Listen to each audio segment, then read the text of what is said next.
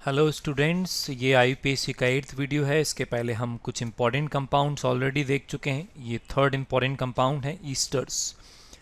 और ईस्टर में पहले स्टेप तो क्या है, फंक्शनल ग्रुप आइडेंटिफाई किया। ये फंक्शनल ग्रुप है। Parent chain must contain carbon of functional group, मतलब ये पेरेंट चेन हो जाएगा। इंपॉर्टेंट बात ईस्टर में ये है कि ये वाले एल्काइल ग्रुप को कहाँ पर लिखेंगे, which is directly attached with oxygen.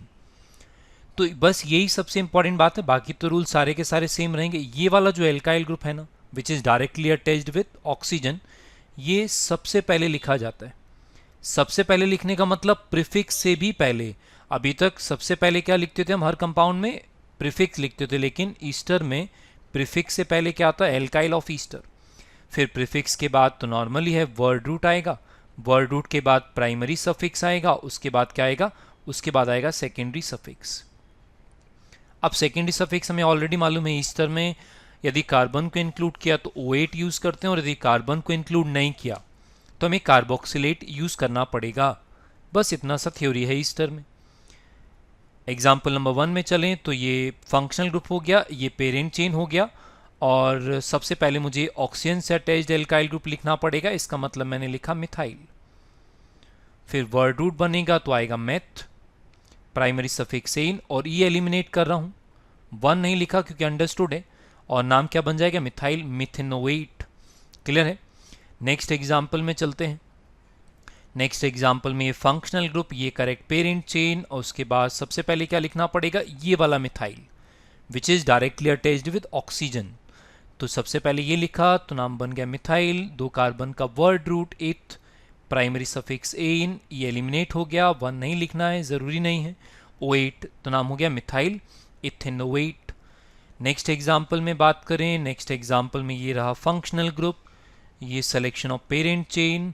फिर उसके बाद सबसे पहले क्या लिखना है, मिथाइल, ऑक्सीजन से अटैच्ड क्या है, मिथाइल, 3 कार्बन का word root prop, primary suffix ane, और लास्ट में क्या आएगा, O8, नाम हो जाएगा मिथाइल प्रोपेनोएट। नेक्स्ट एग्जाम्पल पर आते हैं। नेक्स्ट एग्जाम्पल में यहाँ पे ये हो गया functional group, parent chain having 2 carbon atoms. अब यहाँ पर ये जो साइड चेन है ये कॉम्प्लिकेटेड है, तो ये जो ऑक्सीजन से अटैच्ड एल्काइल ग्रुप है ये कॉम्प्लिकेटेड है, तो इसको मुझे अलग से लिखना पड़ेगा फिर। और हमें हर टाइप के ग्रुप का नेमिंग पहले हम पढ़ चुके हैं, बता चुके हैं, तो हमने ये लिखा ऐसा। अब रूल क्या बोलता है, carbon with the free valency is always numbered 1, then we have to select parent chain starting from this carbon. अब देखो ये वो इंपॉर्टेंट केस है जहाँ पे मैं CHO को इंक्लूड कर भी सकता हूँ पेरेंट चेन में, और नहीं भी करूँ तो भी चलेगा।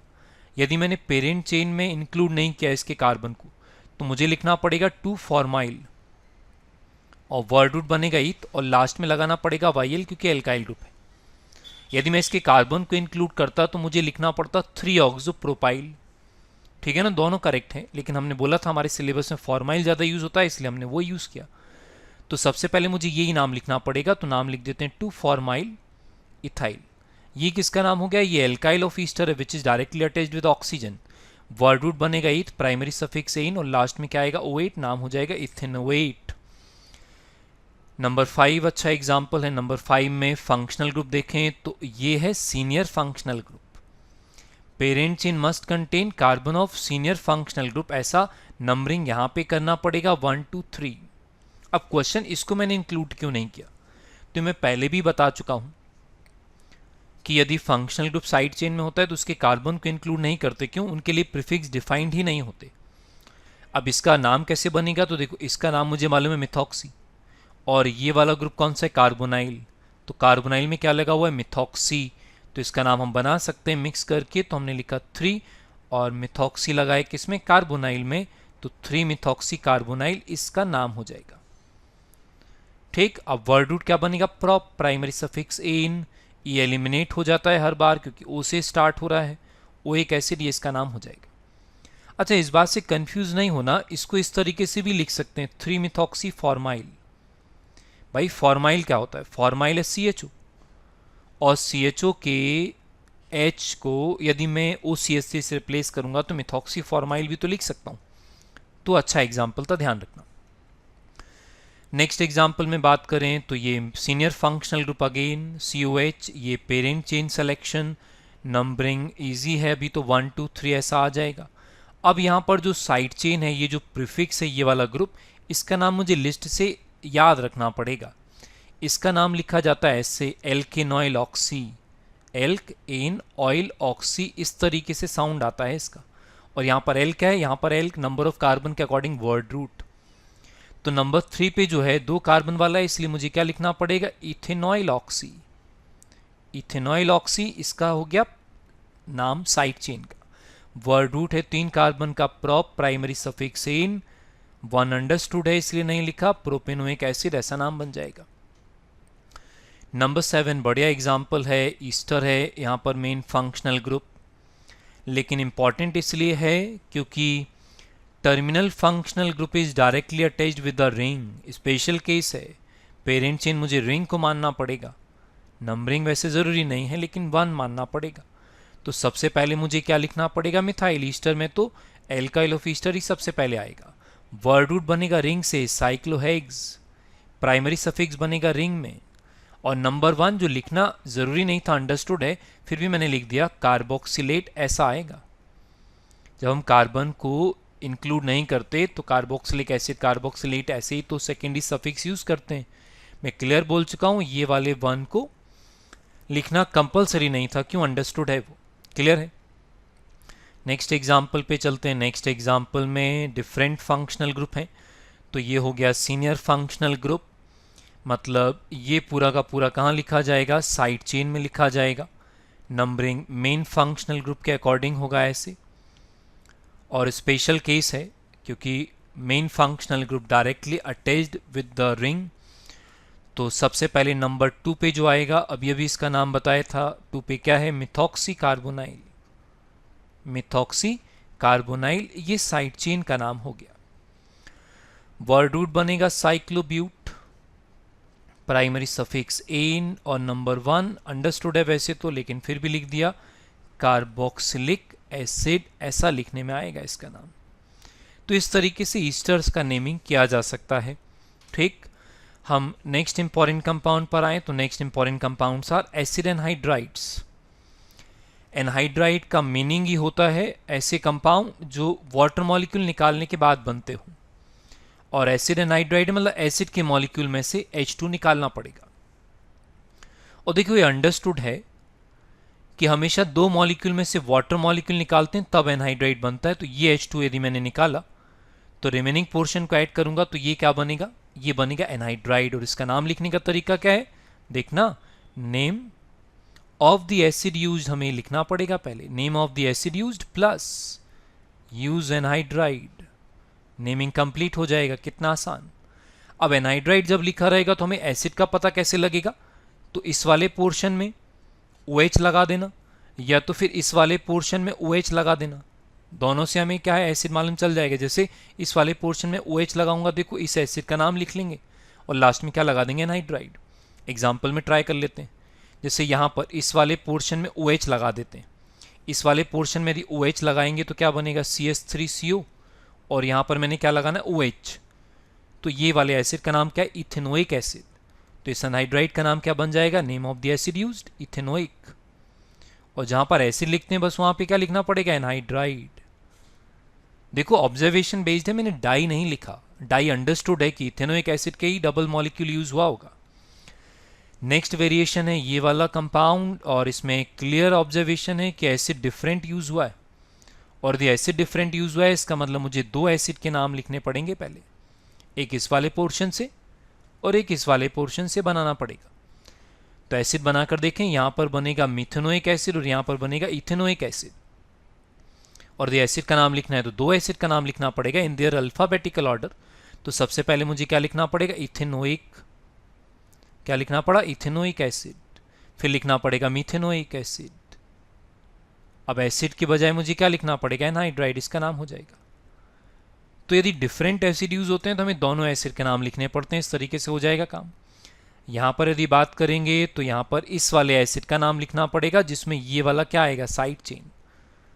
तो यदि इसमें मैं OH लगाऊं तो एसिड बनेगा ऐसा।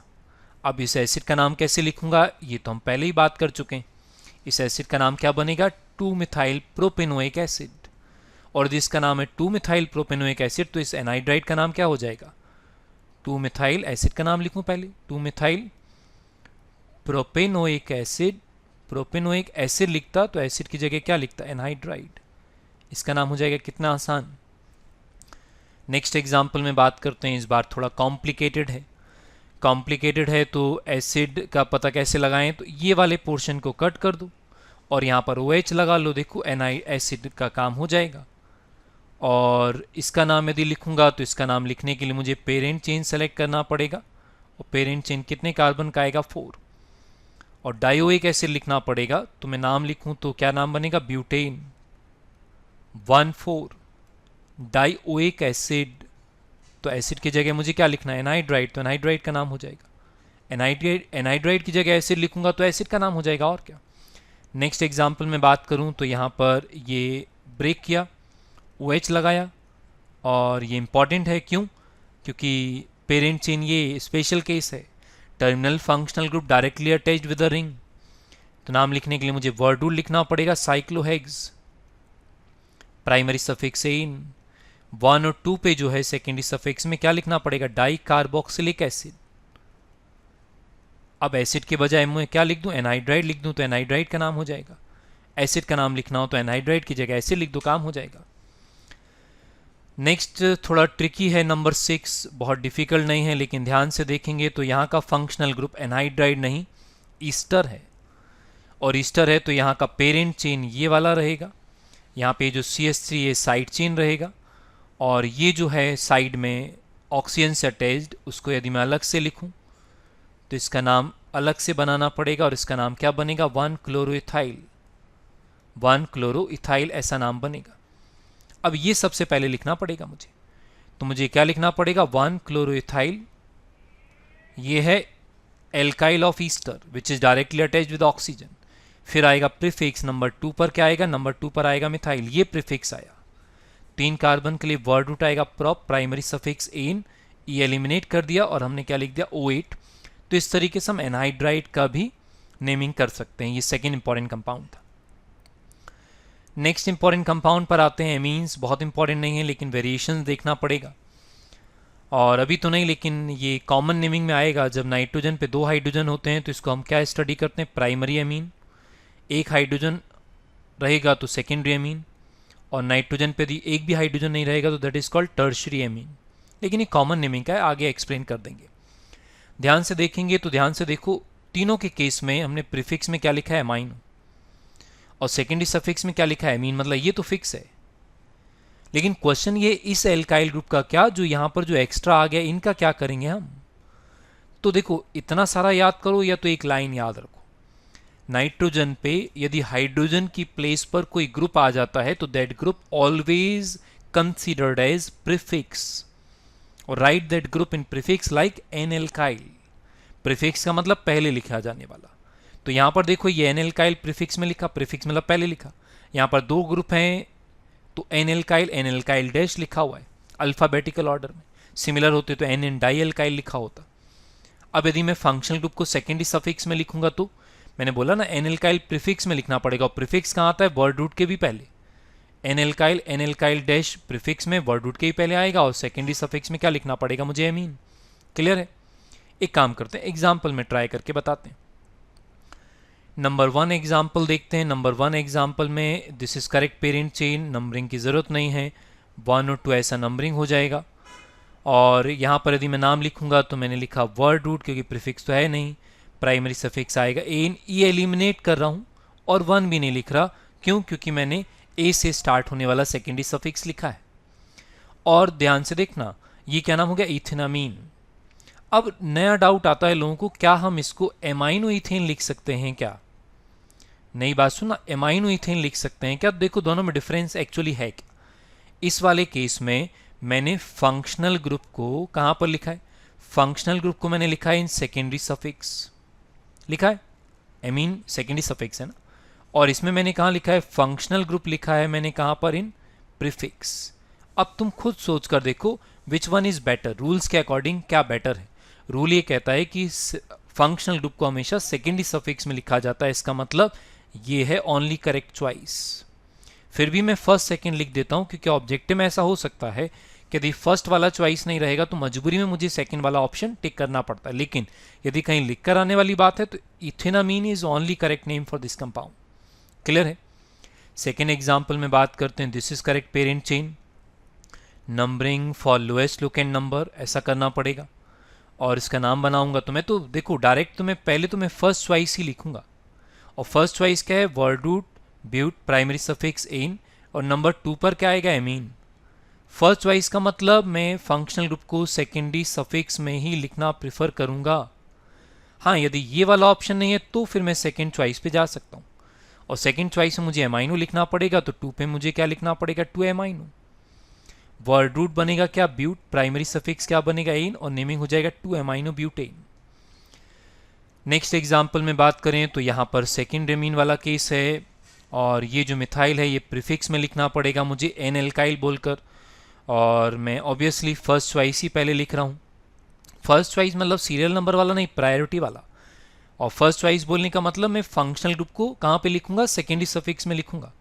तो सबसे पहले मुझे लिखना पड़ेगा एन मिथाइल, फिर वर्ड रूट आएगा ईथ, प्राइमरी सफिक्स आएगा एन, ई और 1 एलिमिनेट कर रहा हूँ, और लास्ट में आएगा एमीन, नाम हो जाएगा ऐसा। सेकेंड चॉइस लिखवाना चाहो तो ठीक है, मुझे एमाइनो लिखना पड़ेगा, और एमाइनो एन मिथाइल एमाइनो इस तरीके से प्रीफिक्स में लिखा जाएगा, ये N methyl amino. Word root बनेगा ईथ, प्राइमरी सफिक्स बनेगा, नेमिंग हो जाएगा ऐसा। क्लियर है?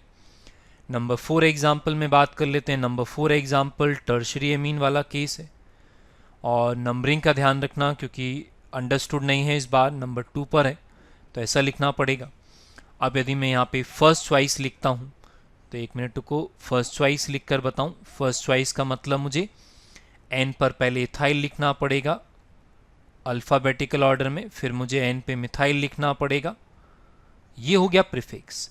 फिर इधर स्पेस नहीं है तो मैं इधर साइड में लिख देता हूँ, क्या बनेगा, ब्यूट, प्राइमरी सफिक्स रहेगा एन, और नंबर 2 पर आएगा एमीन, ये हमारा फर्स्ट चॉइस हो जाएगा।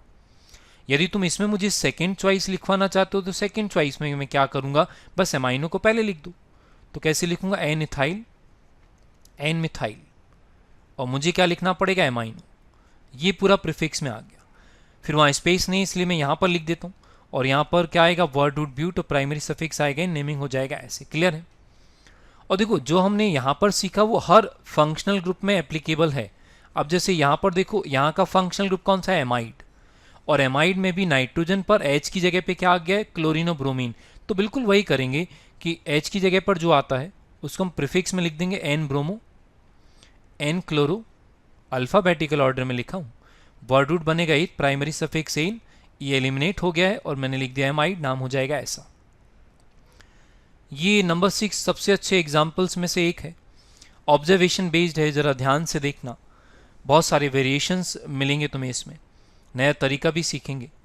कंपाउंड को ऑब्जर्वेशन पे डिपेंड करता है, तुम्हें NH देखकर तुम इसको एमीन मान सकते हो सकता है कि तुम्हें CHO ग्रुप दिखे तो तुम इसे एल्डिहाइड मान सकते हो, और हो सकता है कि थोड़ा और ध्यान से ऑब्जर्व करो, तुम्हें NHC डबल बॉन्ड वो ग्रुप दिखे और तुम इसे मान सकते हो एमाइड। तो जब कंपाउंड में बहुत सारे ऑप्शंस दिखते हैं तब बड़ा इंपॉर्टेंट है कि हम कौन सा फंक्शनल ग्रुप माने, तब हमें प्रायोरिटी ऑर्डर यूज़ करना पड़ेगा IUPAC का, और चूंकि एमाइड का प्रायोरिटी एल्डिहाइड और एमीन से ज़्यादा है इसलिए हमें एमाइड मानना पड़ेगा। देखो यदि मैंने फंक्शनल ग्रुप अलग मान लिया तो मैं इंफॉर्मेशन भी अलग यूज़ करूँगा ना। तो यदि एमाइड है तो यहाँ का जो वर्ड रूट बनेगा केवल एक कार्बन से बनेगा, तो एन पर जो आएगा वो मुझे प्रीफिक्स में लिखना पड़ेगा एन मिथाइल, एक कार्बन का word root meth, primary suffix ane, और लास्ट में क्या लिखना पड़ेगा, एमाइड। इस तरीके से हम सारे इंपॉर्टेंट कंपाउंड का नेमिंग कर सकते हैं। तो देखो मैंने रूल्स नए नहीं बताए, मैं तो केवल क्या कर रहा था, मैं तो केवल कंफर्म कर रहा था, यकीन दिला रहा था कि जो हमने रूल्स पढ़े हैं उसके बेसिस पर हम सारे इंपॉर्टेंट कंपाउंड्स का नेमिंग कर सकते हैं। तो ये IUPAC के सारे इंपॉर्टेंट रूल्स और इंपॉर्टेंट कंपाउंड्स भी हमने कंप्लीट कर लिए हैं। अब बस हम एक बाईसाइक्लिक और स्पाइरो वाला वीडियो और अपलोड करेंगे, उसके बाद हम कॉमन नेम्स पर आ जाएंगे। ठीक है, थैंक यू।